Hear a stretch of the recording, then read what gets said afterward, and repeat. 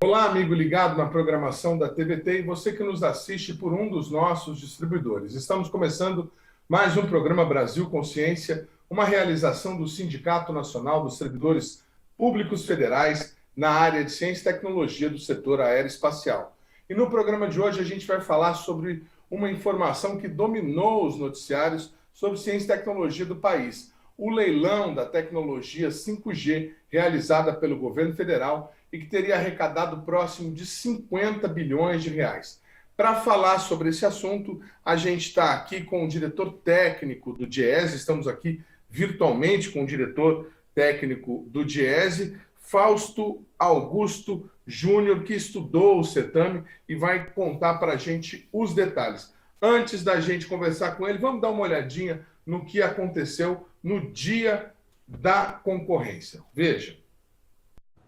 O Ministério das Comunicações encerrou o leilão da tecnologia 5G e o valor arrecadado foi superior a 47 bilhões de reais. Além das operadoras já presentes no mercado nacional de telecomunicações, 6 novas empresas vão passar a atuar no setor.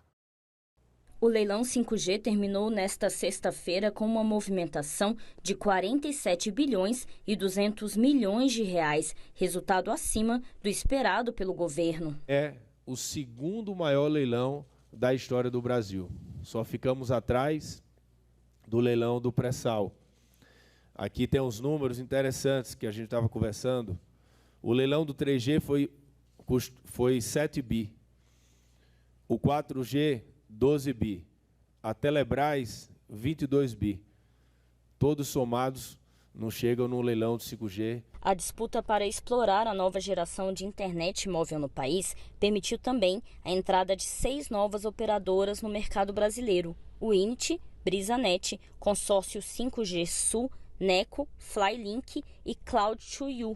Além dessas, Claro, TIM e Vivo, operadoras já conhecidas no Brasil, arremataram faixas importantes, como a de 3,5 GHz, considerada a principal do leilão, e a de 26 GHz, frequência para transmissão de dados da economia em larga escala, como a internet das coisas e a automação industrial. As empresas vencedoras agora devem cumprir também com uma série de compromissos já previstos no edital, como a instalação de internet banda larga nas escolas de educação básica do país. Elas também devem se organizar para levar a internet a milhares de quilômetros de estradas, pequenas localidades e a região amazônica. A previsão é que todas as capitais tenham internet 5G em julho do ano que vem. Outras cidades também devem contar com a tecnologia até julho de 2029. Como alguns lotes não foram arrematados, deve ocorrer um novo leilão. De acordo com a própria agência, que nós podemos deixar aí à disposição, quem sabe aí no próximo ano, no primeiro ou no segundo semestre, e que nós teremos ainda alguns valores que serão arrecadados para fazer mais investimentos no nosso país, que tem uma escassez muito grande de internet, que tem um deserto digital enorme e que, pela primeira vez, nós teremos a garantia e a certeza de que todos os valores arrecadados nesse leilão nós iremos converter em benfeitorias para a população. Muito bem, Fausto. Está aí o governo federal comemorando o leilão, dizendo que isso vai ser um marco na história do país, que deve proporcionar, inclusive, a retomada da industrialização brasileira, com um crescimento de 2% do PIB em um futuro bem próximo, e que o Brasil vai dar um salto de qualidade. É isso mesmo? Você concorda com tudo isso que você assistiu nos últimos dias? Boa tarde. Boa tarde a todos. Bem, acho que esse é um bom debate, né? Afinal de contas, o potencial da rede 5G é um potencial bastante importante, né? Do ponto de vista de a gente adentrar uma nova tecnologia de comunicação e que, de alguma forma, vai alterar muito o nosso cotidiano. Isso a pensar se ela for bem realizada.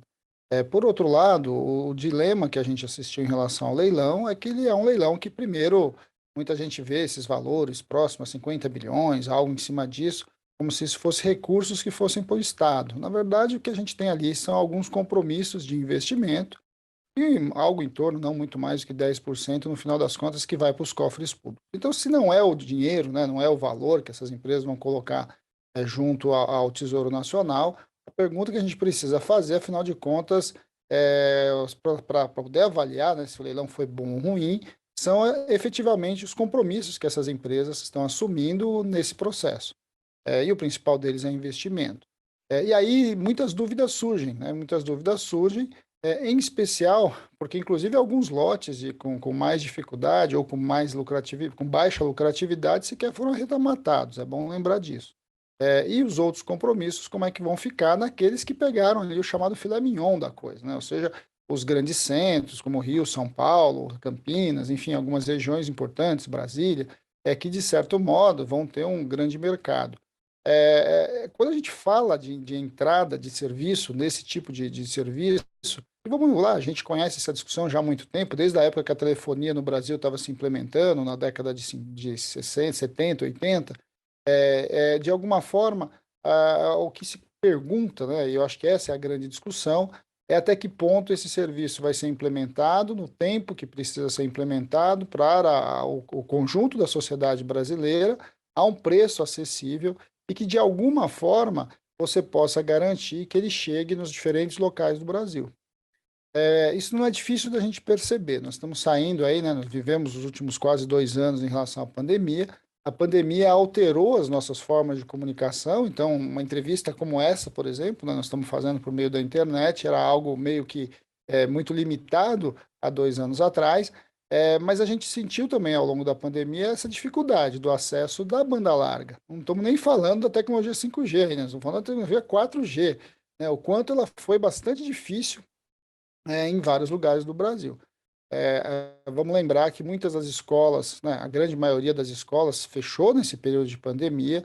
A educação passou, por exemplo, a ser efetivada pelo meio digital, seja por meio de videoconferência, seja por meio de gravações, mas de fato, essa educação da pandemia foi feita muito mais por apostilas entregues fisicamente do que propriamente dita por o meio digital. E por que isso aconteceu? Isso aconteceu porque em diversos locais do país, ou as pessoas não tinham recursos para acessar a internet, ou as pessoas não tinham efetivamente acesso, né?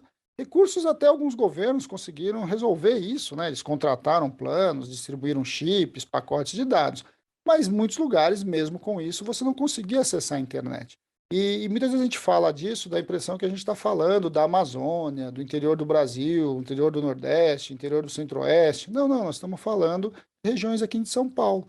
Regiões como, por exemplo, a área rural ali da região de Cunha, do Vale do Paraíba e etc. Várias regiões do Vale do Ribeira não têm acesso à internet. Nós estamos falando de uma internet ainda de muito baixa qualidade, muita instabilidade, com pacotes de dados bastante limitados.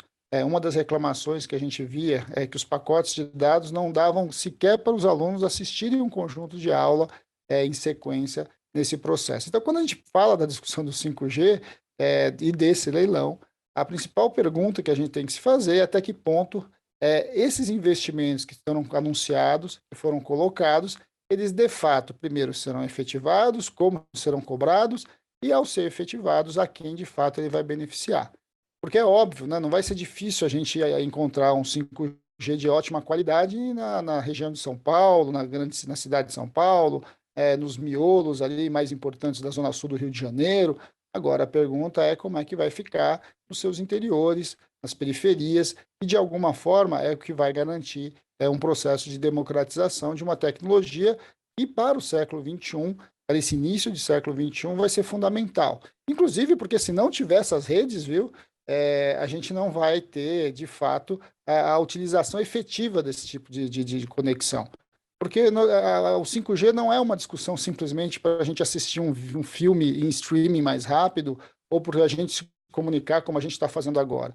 O 5G ele tem um potencial de mudar a dinâmica da relação entre as empresas, da relação entre as máquinas, e é algo que a gente vai ter que, no mínimo, ter muita tranquilidade, muita segurança para operar, de fato, a revolução que é possível com isso. Se vai ter, eu acho que essa é a grande pergunta que ficou, e que vai nos colocar muitas questões.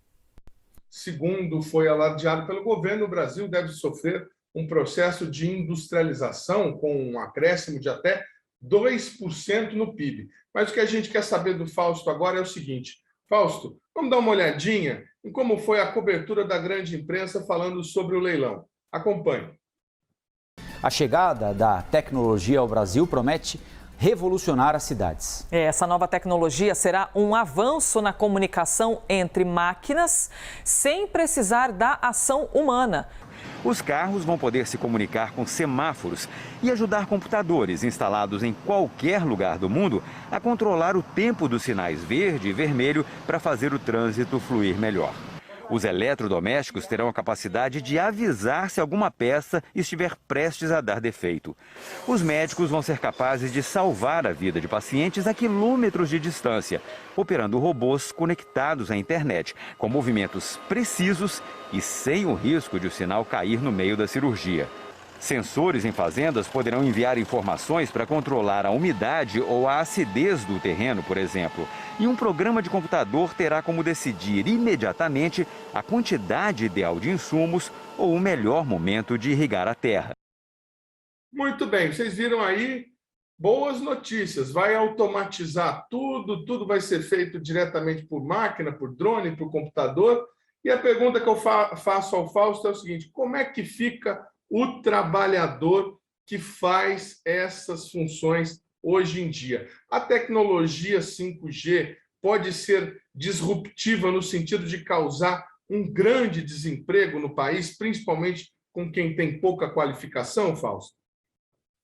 Bem, esse é um debate feito ou muito mal feito no nosso país, até porque esse debate de desemprego tecnológico é algo bastante raro, de fato, da gente conseguir mensurar e, de alguma forma, raramente está problematizado. O Brasil tem uma tendência a se empolgar por novas tecnologias, e tem uma associação entre o que é novo é bom, né? Não necessariamente as coisas são assim para todos os fatores. No caso do emprego, esse é um deles.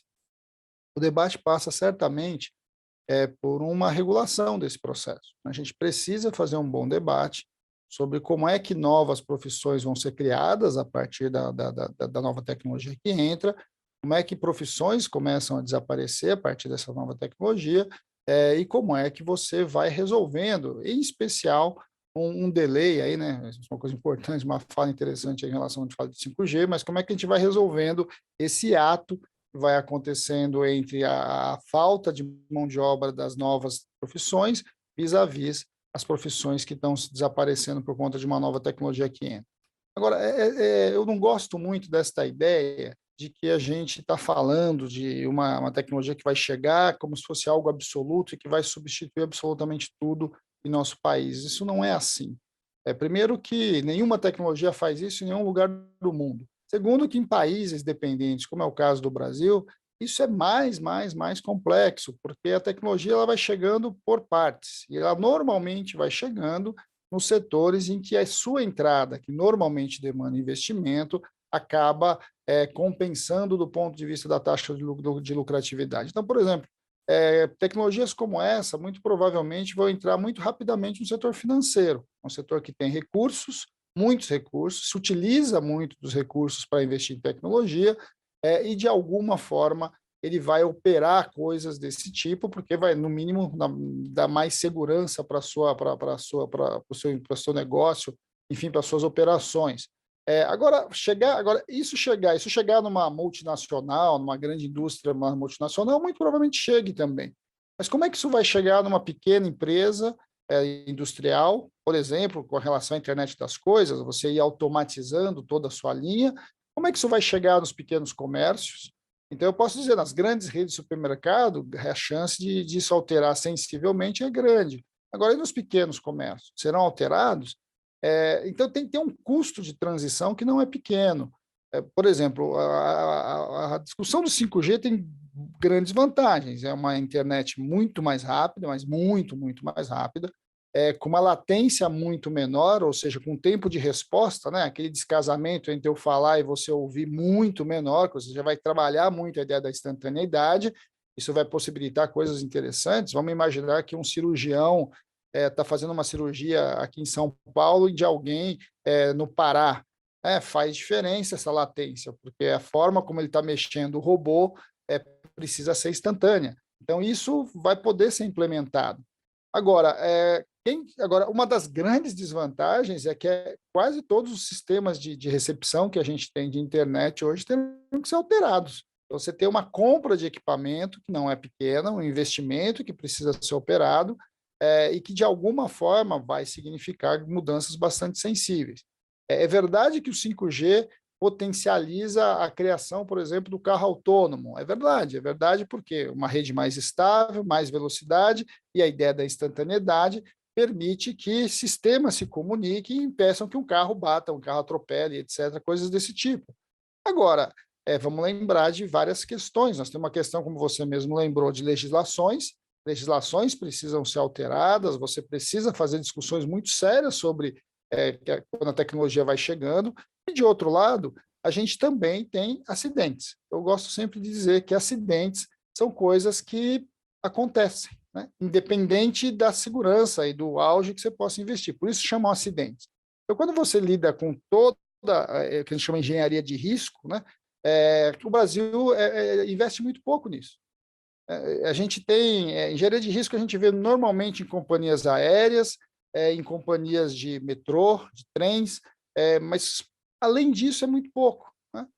E nós estamos falando de um tipo de investimento que, para adentrar algumas tecnologias, você vai ter que fazer. Então, se diz assim, não, a 5G vai alterar todo o sistema logístico. Bem, depende. Depende porque, quando você está movimentando carga, tem riscos bastante significativos nessa operação. Você retirar, risco que eu digo é risco físico, por exemplo. Você retirar os humanos desse processo, será que garante-se ou mitiga-se o risco a esse ponto? Então, são questões bastante colocadas que a gente vai ter que discutir. Não é um processo de um dia para o outro. Nós estamos falando aí, se a rede operar, processos que podem levar 20 anos, de fato, para ser implementados. Em alguns lugares, em alguns setores pode ser muito rápido e outros podem demorar muito. Mas entrando no centro da sua pergunta, né? Emprego, afinal de contas, vai acabar ou não vai acabar os empregos? Eu diria que, primeiro, ele vai se transformar, e precisa se transformar. Sim, nós vamos ter uma dificuldade bastante grande com empregos tipicamente de baixa qualificação, ou de qualificação menor, né? Mas, ao mesmo tempo, vai surgir empregos de alta qualificação. A pergunta que ficou colocada, inclusive, essa é uma discussão bastante importante da questão do leilão, é que você precisa internalizar essa tecnologia. Não só a tecnologia em si, né? Tudo vai ser comprado, né? Tudo vai ser importado, quase todos os equipamentos vão ser importados para a implementação dessas redes. Nós, se formos trocarmos os nossos aparelhos, vamos ter que comprar aparelhos importados, porque também nós não temos essa tecnologia no Brasil. Mas e aí, né? Como é que nós vamos lidar, de fato, com o investimento do que nós chamamos aí de derramamento, né, da tecnologia? Porque uma coisa é eu falar para você, nós vamos implementar uma rede mais rápida de internet, que você vai baixar o seu filme, em vez de levar 20 segundos, ele vai baixar em 1 segundo. Isso é interessante, mas isso não muda a nossa vida, né? Agora, o carro autônomo pode mudar a nossa vida. Mais do que o carro autônomo, talvez o caminhão autônomo mude nossa vida, né? Agora, para implementar isso... Um sistema geral de gerenciamento de tráfego, com ninguém tendo carro, todo mundo usando Uber, aí é uma mudança mais drástica. É uma mudança radical. As entregas podem mudar. Você pode ter entregas que vão passar a ser feitas por sistemas automatizados de entrega. Você já tem testes de você usar sistemas desse tipo no mundo.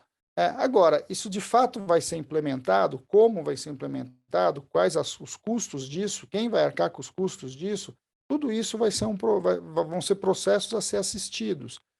Então, é muito provável, como eu disse, que grandes empresas implementem, algumas grandes cidades, as chamadas Smart City, aí vão implementar, mas, de fato, essa é uma grande incógnita. E se nós não tomarmos cuidado, nós vamos assistir grandes fossos sendo construídos.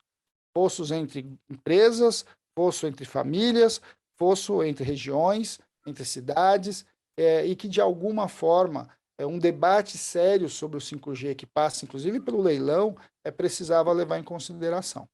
Nós precisamos fazer um debate muito sério de democratização do acesso à tecnologia. Porque, por exemplo, é verdade que tem vantagens e desvantagens, mas tem questões bastante importantes. Nós temos no Brasil hoje um déficit, não, nós temos uma distribuição bastante desigual de médicos. A maior parte dos médicos no Brasil estão no centro-sul do país e nas grandes cidades. Bem, esse tipo de tecnologia permite que a gente leve o especialista médico para qualquer lugar do Brasil, né? Tanto para uma consulta, como a gente começou a assistir aí, né, as videoconsultas começaram a operar, mas para as coisas mais complexas, como, por exemplo, se fala muito de cirurgia, mas a cirurgia talvez nem seja a questão mais efetiva que vai acontecer na medicina, mas exames. O sujeito está entrando numa máquina aqui e o outro está operando o exame na outra ponta, isso pode fazer bastante diferença. A leitura desse exame ser muito mais acurada, quer dizer, você pode ter outras modificações que podem permitir que a gente leve especialistas para o Brasil inteiro. Isso é bom, isso é importante. Agora, essa vai ser uma das prioridades? Então, assim, quando a gente olha para a rede, nós temos que pensar, afinal de contas, do interesse da sociedade, quais são as grandes prioridades desse país, como é que uma tecnologia como essa vai ajudar a gente resolver gargalos, né? O gargalo médico é um deles. O gargalo educacional pode ser outro. A gente pode ter regiões no Brasil que uma rede de internet desse tipo pode levar processos de simulação. Eu acho bastante importante. Nós falamos o tempo todo em educação para o trabalho, né, em profissionalização, requalificação e etc. Mas quantos de profissionais, de fato, eles se sentem efetivamente qualificados quando entram numa atividade? Os processos novos podem permitir simulações virtuais que vão permitir desenvolvimentos importantes de habilidades, né? Agora, para isso precisa ter acesso, para isso precisa ter priorização, para isso precisa ter investimento. Então, tudo isso são dilemas que a gente vai assistir. E, por fim, né, de novo, falando em emprego, na verdade, o que se define emprego é muito menos a tecnologia e muito mais o crescimento econômico. É muito menos a tecnologia do que a regulação.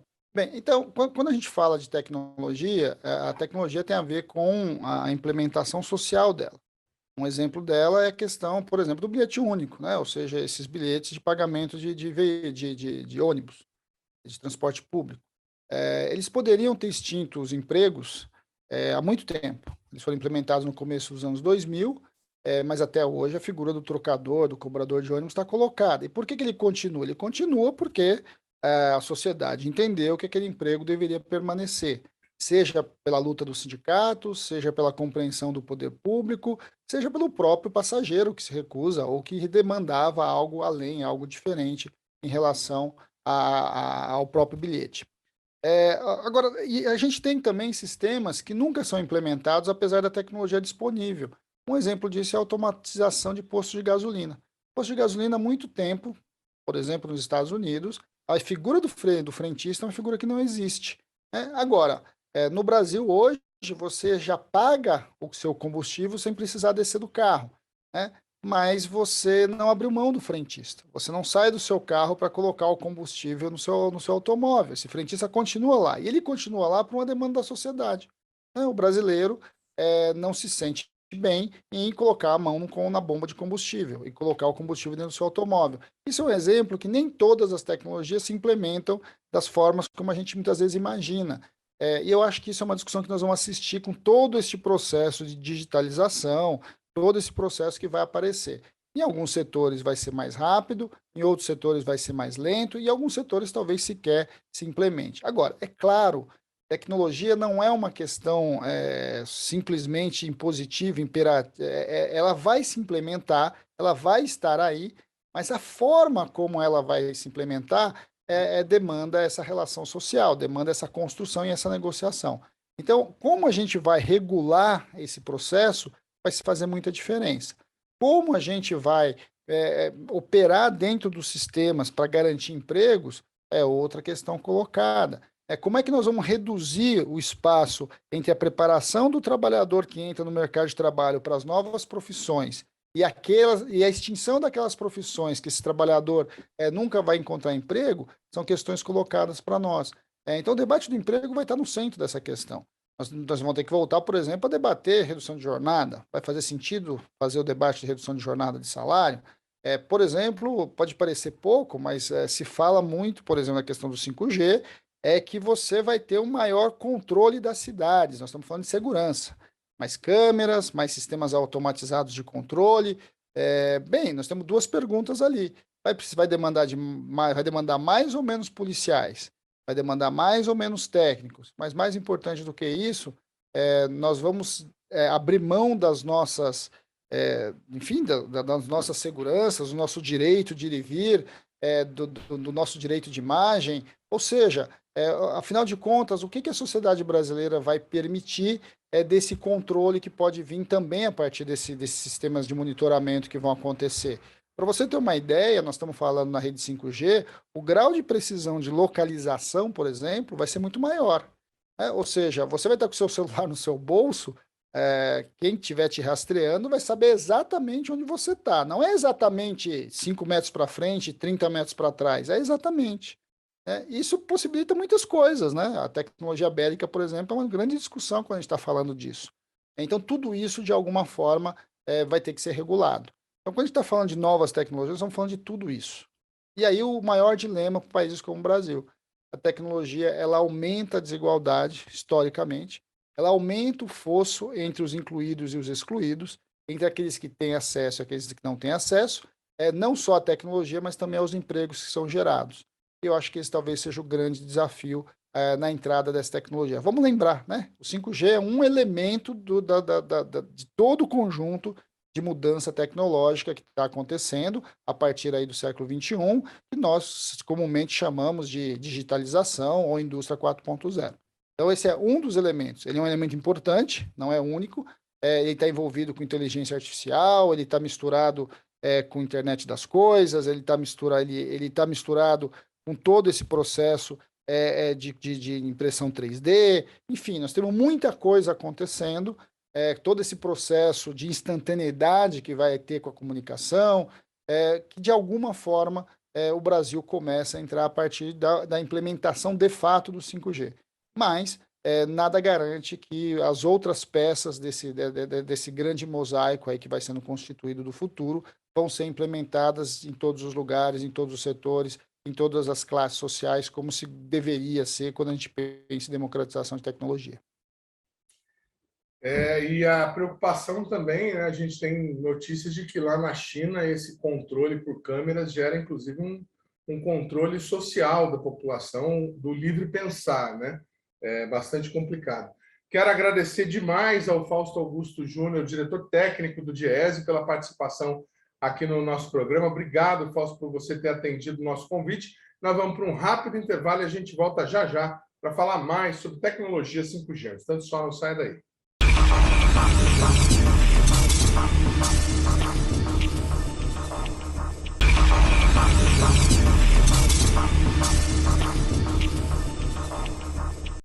Segundo bloco, o programa Brasil Consciência de Volta, falando hoje sobre uma das notícias mais comentadas sobre ciência, tecnologia e inovação no Brasil nos últimos tempos. Eu estou falando do leilão da tecnologia 5G, que movimentou, entre recursos ao Tesouro Nacional e investimentos, aproximadamente 47 bilhões de reais. E é para falar sobre esse assunto que nós temos aqui no nosso programa.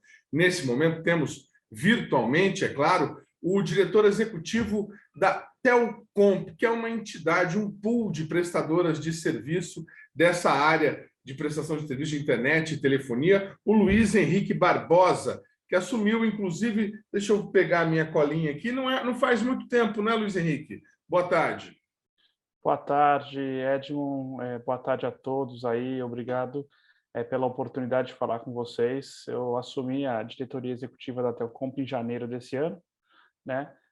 Contando um pouco da história da associação. A associação tem 21 anos de existência, foi fundada quando da privatização do setor. Então, o nosso setor foi privatizado no final dos anos 90 e início dos 2000. Surgiu a oportunidade de ter competição em telecomunicações, e quem fundou a Telcomp foram as operadoras, que chamamos de competitivas, empresas entrantes, que iam concorrer com as empresas já estabelecidas, né, que foram, né, concedidas, privatizadas aí, empresas que eram do sistema Telebrás. A Telecomp, nesses 21 anos, tem trabalhado para diminuir barreira de entrada no setor e promover competição. Então, um pouco da nossa missão aí é justamente dar suporte para as empresas para concorrer com os grandes grupos. Bom, nesse caso, imagino que o leilão de 5G tenha sido uma grande notícia para o setor de vocês. Como é que vocês receberam a abertura do leilão, esse processo, um pouco mais de um ano, e o resultado agora? Bom, o leilão ocorreu agora em novembro, no dia 4 último, mas ele é o resultado de mais de 3 anos de discussões com a Anatel, com o governo federal, para trabalhar um pouco no modelo do leilão. Então, ele foi, como você disse, um leilão não arrecadatório, que de alguma forma, pela primeira vez, criou-se um mecanismo para incentivar que as operadoras tenham uma quantidade maior de compromisso de investimento. Então, o recurso não vai para o Tesouro, por sua vez, fica no setor com compromisso de cobertura maior e, de alguma forma, isso cria um mecanismo de incentivo para que as telecomunicações na sua fronteira, né, no 5G, cheguem mais rápido para toda a população. Então, o que foi o trabalho desse leilão? Disponibilizou-se lotes regionais para operadoras menores pela primeira vez. Então, surgiu a oportunidade de termos operadoras competitivas, né, aqui da associação, concorrendo com os grandes grupos. E isso é de uma importância enorme, porque telecomunicações tem, né, uma influência na economia como um todo, afeta a produtividade, a maneira como a gente se relaciona hoje, consome, né, produz. Então, ter concorrência nesse setor é importante para que se tenha melhor qualidade de serviço, preço menor e tudo mais. E a verdade é que em telecomunicações móveis você tem uma concentração de 3 grandes grupos, né? E com o leilão isso é uma oportunidade de dinamizar a concorrência, o que a gente trabalhou bastante, Edmond. Bom, vamos lá para tentar deixar um pouco mais claro para o nosso telespectador.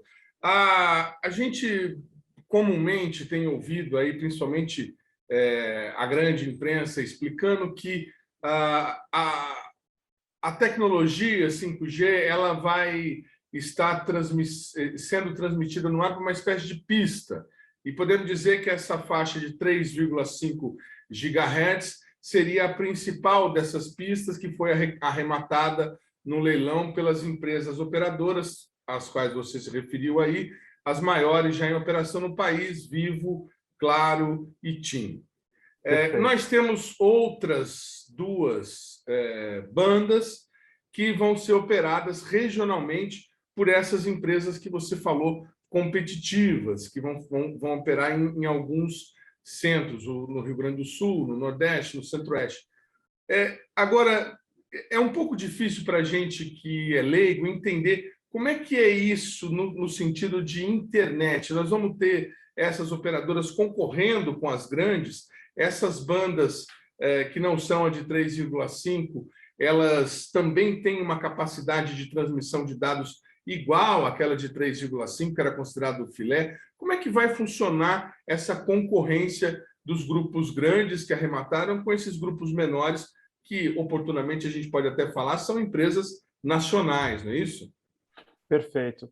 Bom, é um tema importante, né, dinamizar a economia. Primeiro, antes de avançar no tema da telecomunicação móvel, vou dar um pouco do histórico das telecomunicações fixas. As operadoras competitivas hoje em telecomunicações fixas, elas têm um market share agregado de mais de 42%, né, acho que, na verdade, 44% de market share na banda larga fixa. Quando a gente pensa em banda larga fixa por fibra ótica, as operadoras competitivas detêm 63% do mercado, e fibra ótica é a fronteira, né, de banda larga fixa. Então, no interior, muita gente não usa serviço das empresas tradicionais, da Vivo, da Oi, né, da Claro, Net. Usa de empresa regional, empresa local, que tem uma proximidade maior com os consumidores, sabe entender melhor a dor daquele consumidor local, atende com melhor qualidade, e isso é a realidade em grande parte dos municípios brasileiros. Então, a concorrência se estabeleceu. Nos grandes centros, ela não ocorreu porque se tem algumas limitações, tá? Uma dessas limitações são os postes, ele tem uma quantidade máxima de ocupantes, então as operadoras entrantes tinham dificuldade de concorrer nos grandes centros, e assim, então hoje a realidade é que em 84% dos municípios do Brasil, quem é líder local de internet banda larga, e essa liderança se dá por prestação de serviço com qualidade e melhor preço, é uma operadora regional, uma operadora local de menor porte, não é um grande grupo. Só que para telecomunicações móveis, o que acontece? Você precisa ter essa frequência, né? A frequência é o meio pelo qual você presta as telecomunicações móveis. Então, a Anatel faz essa licitação. Na faixa de 3,5, ela separou lotes nacionais, mas na mesma faixa, lotes regionais. E então, ela fez licitação. E a Claro, a Vivo e a TIM ganharam frequências nacionais, então tem autorização para usar a frequência nacionalmente. E uma parte dessa frequência, ela foi dividida em blocos regionais. Então, no Nordeste, região Centro-Oeste, região Sul, São Paulo, restante do Sudeste. E então, para tentar criar uma dinâmica de concorrência em telecomunicações móveis. Então, empresas menores vão concorrer, né, regionalmente, como já fazem na banda larga fixa com as maiores. E a diferença é justamente esse foco no cliente. A empresa maior ela faz um trabalho massivo. Infelizmente, parece que a gente voltou no tempo e as empresas grandes elas não têm dado o tratamento adequado para os clientes. Então, a impressão que dá é que a gente convive naquela época de estatal, que era ineficiente e você tinha que ter um amigo quase na companhia elétrica de energia, de telecomunicações, para poder ter uma linha, né, para ter um bom atendimento. Então, você privatiza o setor, tem que ter concorrência, tem que, né, dar condições, e é esse o trabalho que está acontecendo. Então, como associação, a gente comemora o resultado do leilão, acha que podia ter mais concorrência com o operador virtual, por exemplo, os MVNOs, eu posso entrar um pouco em detalhe aqui, mas que é a melhor forma de poder prover o serviço com qualidade e menor preço. Lembrando que telecomunicações é transversal, quer dizer, impacta na vida das pessoas, na maneira como elas se educam, né, hoje com o homeschooling, como elas trabalham, telecomunicações é insumo para a indústria, para o setor de logística, para o agronegócio. Então, tem uma implicação muito grande no custo Brasil, na maneira como a gente, como sociedade, compete com o restante do mundo. Olha só que interessante. Eu mesmo imaginava que a maior parte dos consumidores estava ligado às grandes operadoras. Você está falando aí que 80% da internet que chega aos lares brasileiros é de operadoras locais. Essa realidade a gente conhece um pouco aqui do interior, nós estamos falando de São José dos Campos, com operadoras via rádio, né? Mas você está dizendo que existem operadoras líderes locais que fazem essa transmissão via poste, via fibra ótica, via cabo. Exatamente. Nós estamos falando agora com a 5G dessas operadoras menores instalarem seus próprios postes e começarem a irradiar internet pela banda de 3,5 e pelas outras duas também que foram licitadas. A pergunta que eu faço é: essas pequenas operadoras têm condições técnicas e financeiras de bancar esse investimento nos próximos 10 anos? Tem sim, porque tem uma certa falácia de que existem ganhos de escala, né? E que algumas indústrias, então, você tem que ter quase que um duopólio, um oligopólio, que tem escala. Isso não é verdade. Na banda larga fixa a gente consegue demonstrar isso. Existe concorrência. Aí, voltando nos números aqui para que fixe melhor, né? Em banda larga fixa, as operadoras competitivas têm, no total, um market share no país de 44%. Quando a gente pensa em fibra ótica, porque justamente por serem operadoras mais novas, elas oferecem o que há de melhor na tecnologia. Então, elas oferecem fibra ótica, não cabo metálico ou um cabo híbrido de TV por assinatura que os grandes grupos ainda ofertam nos grandes centros. Então, quando a gente pensa só em fibra ótica, o market share das operadoras competitivas é maior do que 63%, né? E A realidade é que, em 84% dos municípios do Brasil, o líder local é um pequeno grupo, é alguém, uma empresa competitiva que tem, na média, presença em 5, 6 municípios. Então, quando a gente pensa no interior do Brasil... Deixa eu só me corrigir, então, que eu falei 80% dos lares. Não, é em 84% dos municípios, dos pouco mais de 5 mil, 6 mil municípios do Brasil, você tem aí um operador local sendo líder. Ok, agora ficou um pouco mais claro. Certo. Isso. Pois então, não, você me desculpa. Não, que é isso. São muitos os números mesmo. Mas então, assim, banda larga fixa, você tem concorrência e foram esses operadores que levaram a banda larga fixa para o interior. Nos últimos 5 anos, a quantidade de acessos de banda larga fixa no Brasil saltou de 26 milhões de lares para 38 milhões de lares. Sabe quem ofertou esses 12 milhões? 110% as operadoras competitivas. 110%, porque elas cresceram 13 milhões de acessos e as grandes perderam 1 milhão de acessos. Então, o crescimento da banda larga fixa nos últimos 5 anos se deve 100% a empresas de pequeno porte, não os grupos que a gente entende que patrocinam lá a Seleção Brasileira de Futebol, que aparecem na TV. São empresas locais.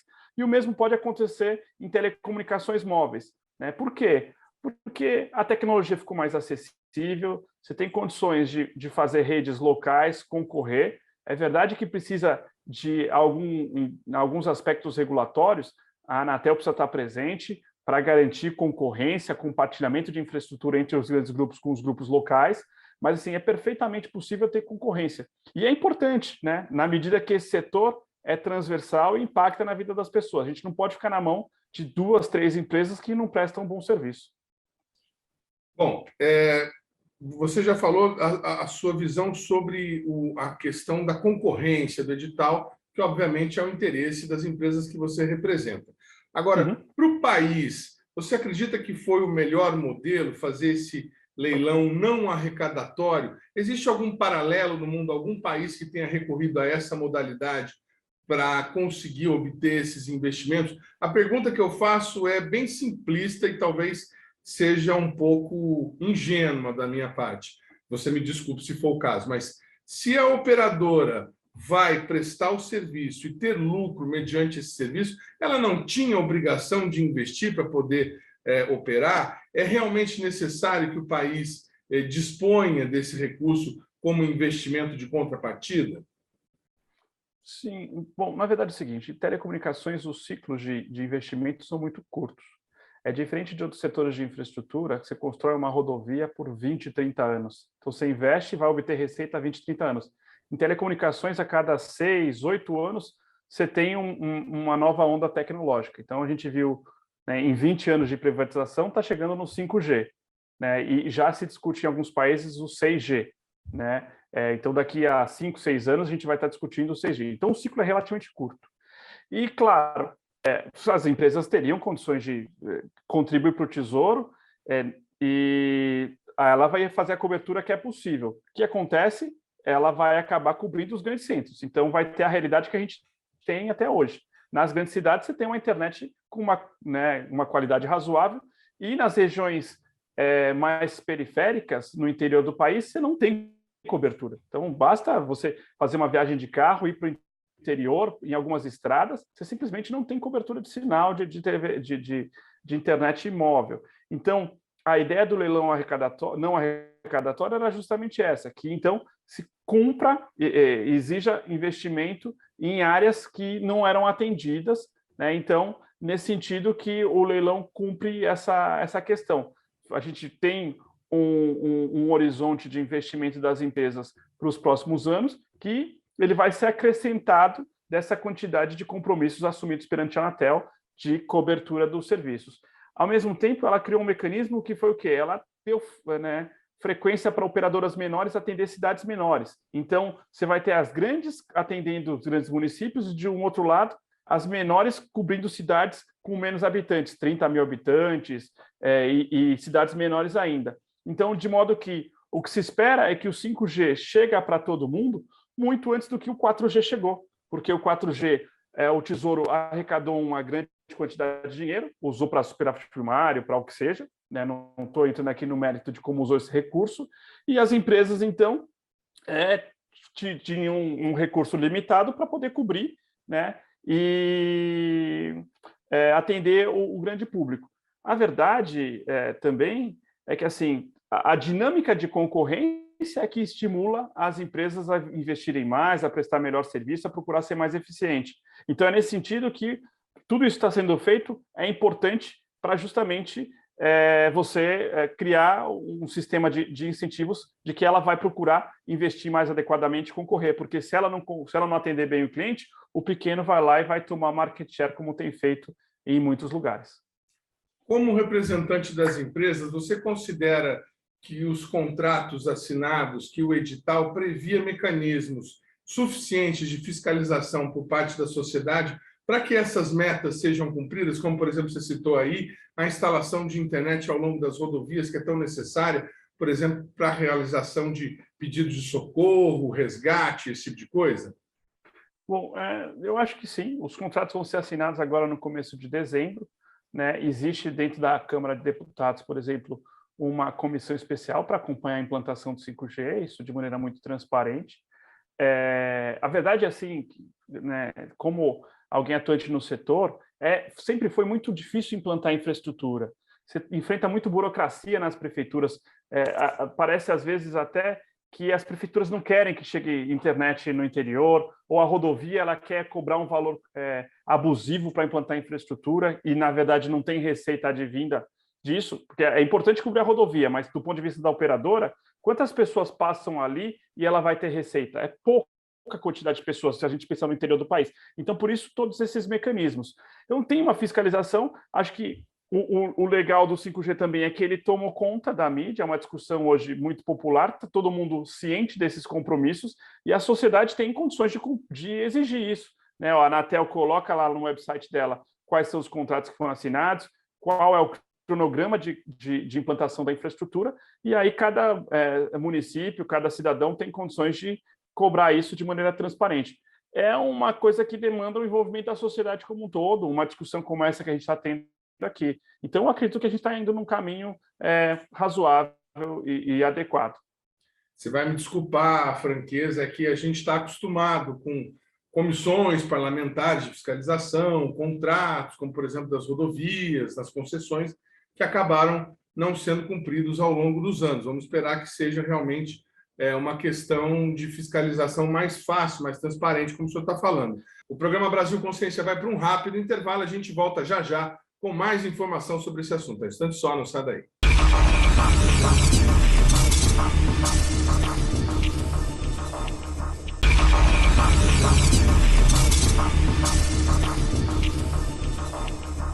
Agora, mudando um pouco do foco da questão, muito se falou, teve uma polêmica muito grande, política, inclusive, com relação à participação da chinesa Huawei nesse certame, e essa participação acabou não acontecendo. Mas, por outro lado, não havia nenhum tipo de amarra no edital que impedisse a participação. É que ela não era uma operadora de telefonia, é uma empresa que fornece tecnologia, ela teria que mudar o ramo dela para poder participar, por isso que ela não entrou. Mas agora, até pela manifestação de algumas das empresas participantes, a aquisição desses equipamentos da Huawei, que é líder mundial e que tem um custo menor, é praticamente inexorável.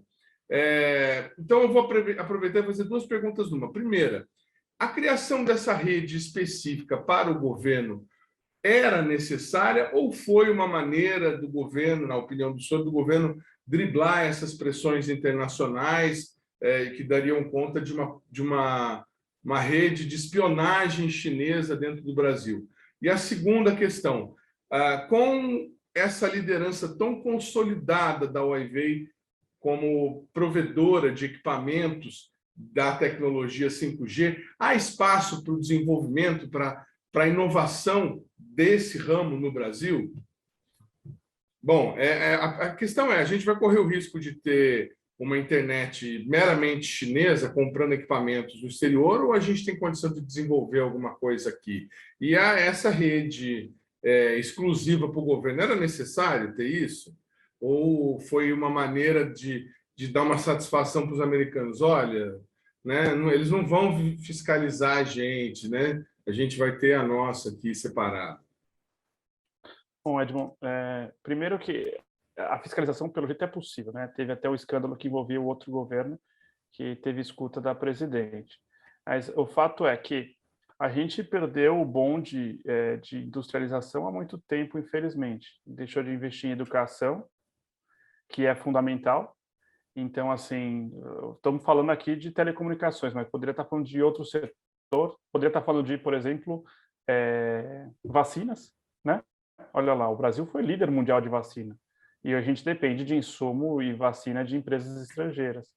Então, uma situação de escolha de país mesmo, né? Deixamos de investir em alguns setores que são fundamentais e, quando a gente pensa em tecnologia, são estratégicos até para o futuro.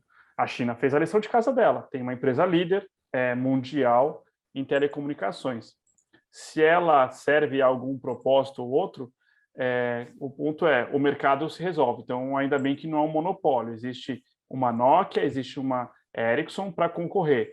Toda boa empresa nunca depende de um único fornecedor. Então, pode ter certeza que as empresas privadas têm mais de um fornecedor nas suas redes, justamente para não depender de um único fornecedor, seja do ponto de vista de gestão de risco, né, técnico, seja do ponto de vista de gestão de risco negocial.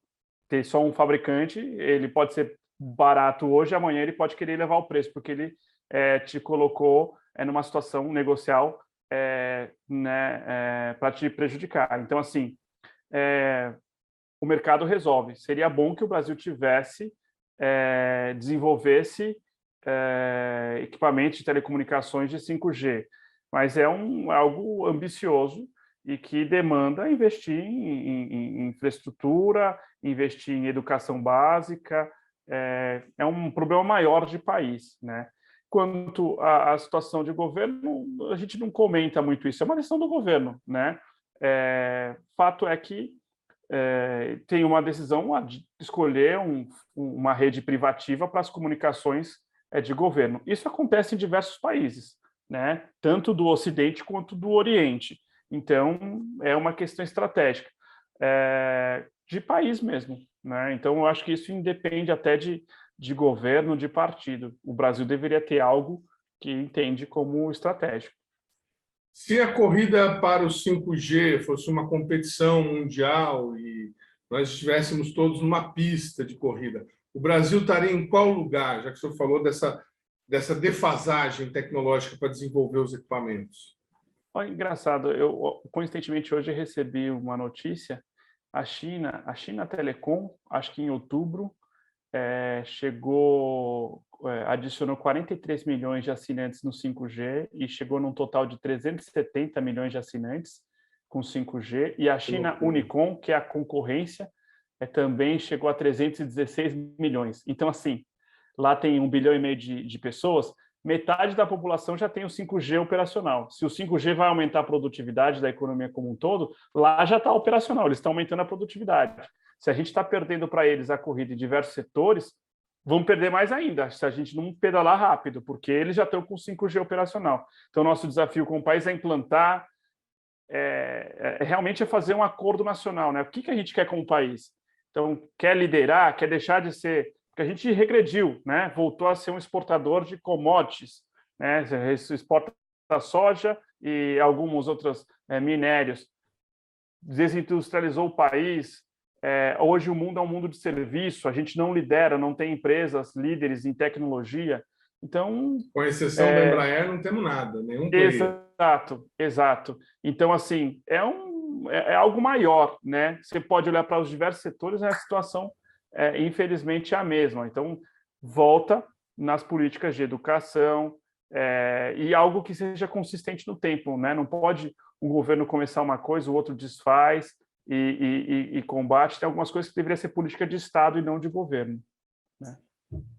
Deixa eu tentar mudar a pergunta. Esses 10 anos são suficientes para que a gente desenvolva essa rede, desenvolva o país, reindustrialize o país dentro da internet das coisas? Você acha que é possível?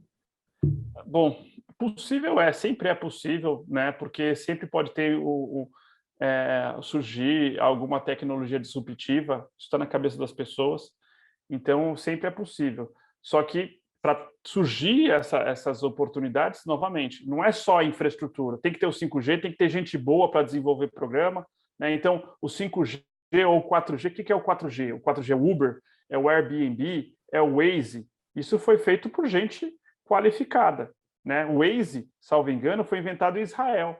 Olha lá como aquilo melhorou a vida das pessoas. E, na verdade, o Waze foi inventado por 2, 3 pessoas. Então, é gente, mão de obra, qualificar as pessoas, né? Se a gente quer vencer a corrida tecnológica, a gente tem que ter o 5G. Se a gente quer concorrer com o resto do mundo, né, tem que ter estrada boa, porto bom, internet boa, energia de qualidade, limpa, né? Hoje tem essa exigência, e tem que ter gente qualificada para concorrer com o mundo, né? Quantos PhDs a China forma por ano? Quantos a gente forma no Brasil, né? Qual é a prioridade que a gente dá para a educação, né? Então, isso influencia na corrida para qualquer outro segmento. Uma última pergunta e é um exercício de futurologia, uma opinião pessoal. Esse nível de automação que está sendo esperado pela internet das coisas, a internet 5G, entregas automáticas, carros autônomos, estoquista eletrônico, um drone fazendo a contagem do estoque, por exemplo, isso não vai gerar uma onda gigantesca de desemprego, principalmente entre as pessoas de menor qualificação técnica? Sempre isso é um risco, né? Desde a primeira revolução industrial, existe toda vez que tem uma onda tecnológica, existe um receio de que as pessoas com baixa qualificação vão perder o emprego. Então, assim, no tempo, os dados mostram que sempre criam-se novos empregos, a economia, na verdade, ficou mais complexa e tem mais renda. Só que tem uma parcela da população que não acompanha, que ficou à margem disso. Então, isso é o triste, que é o que é preocupante. Então, assim, a gente discute hoje renda mínima, né? Só que, além da renda mínima, a gente tem que qualificar as pessoas para que elas não fiquem, de alguma forma, escravos de renda mínima, né? Porque é fato que vai numa loja, uma lanchonete aí de fast food. Antigamente, você tinha muito atendente, aquele primeiro emprego, né? Ou os call centers, era primeiro emprego. Hoje o call center é um robozinho, um chat, um robozinho te atendendo, ou às vezes você está falando achando que é uma pessoa e é um robô. Na lanchonete já é o autoatendimento. Só que para ter o robô te atendendo na lanchonete, para ter o autoatendimento, tem alguém que fez aquele programa, que construiu aquele menu digital, alguém que programou o chat. Então, é isso que a gente tem que acompanhar, qualificar as pessoas, dar oportunidade para que elas possam se rearranjar. É realmente algo disruptivo, existe sempre esse risco, e a saída está em qualificar, né? A palavra é essa, disruptivo. Eu quero agradecer demais ao Luiz Henrique, da Telcom, por ter aceitado o nosso convite, disponibilizado o tempo dele, e uma prova de como a internet segura é importante. Durante essa entrevista tivemos 2 quedas. Obrigado, viu, Luiz Henrique, por ter atendido o nosso convite.